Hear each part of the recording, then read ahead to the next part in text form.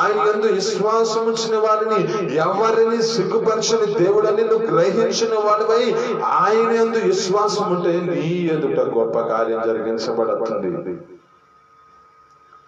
అక్కడ జ్ఞాపకం చేసుకుంటే నోవాహు జీవితంలో జ్ఞాపకం చేసుకుంటే నోవాహు యొక్క జీవితంలో ఆ తరము వారిలో నీతిమంతుడిగా ఉన్నాడు, ఆ తరము వారిలో కృప పొందుకున్నవాడిగా ఉన్నాడు.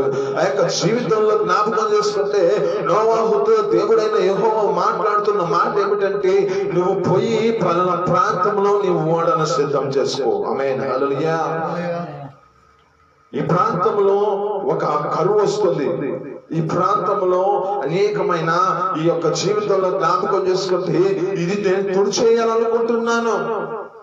ఈ ప్రదేశంలో చూస్తే ఎంత భూమి అంతా బలాత్కారము చేత పాపము చేత నిండి ఉండేది కనుక దీన్ని నేను తుడిచి